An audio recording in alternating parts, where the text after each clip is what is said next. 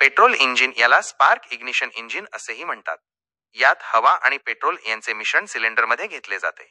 नंतर पिस्टनवर जाताना हे मिश्रण दाबले जाते आणि स्पार्क प्लग ठिणगीद्वारे ते पेटवले जाते. त्यामुळे ज्वलन प्रक्रिया सुरू होते आणि ऊर्जा निर्माण होते. डिझेल इंजिन याला कंप्रेशन इग्निशन इंजिन म्हणतात. यात सिलेंडरमध्ये फक्त हवा घेतली जाते आणि पिस्टनने ती खूप जास्त दाबावर हाय प्रेशर दाबून अतिशय गरम केली जाते. त्यानंतर इंधन इंजेक्टरद्वारे डिझेलची फवारणी या गरम हवेत केली जाते, ज्यामुळे डिझेल स्वतःच पेट घेते.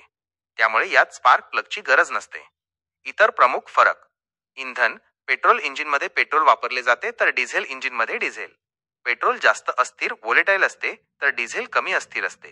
कार्यक्षमता आणि मायलेज: डिझेल इंजिनची कार्यक्षमता एफिशियन्सी जास्त असते आणि ते अधिक मायलेज देतात. पेट्रोल इंजिन तुलनेने कमी मायलेज देतात. किंमत आणि देखभाल: डिझेल इंजिन बनवण्यासाठी जास्त खर्च येतो, त्यामुळे डिझेल गाड्यांची किंमत जास्त असते. त्यांची देखभाल देखील पेट्रोल गाड्यांपेक्षा थोडी जास्त असते.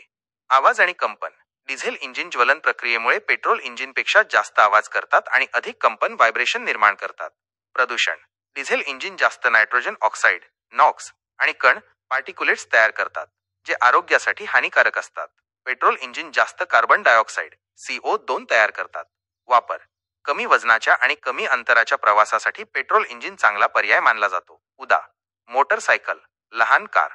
तर अवजड वाहनांसाठी उदा. ट्रक, बस आणि जास्त अंतराच्या प्रवासासाठी डिझेल इंजिन जास्त उपयुक्त ठरतात.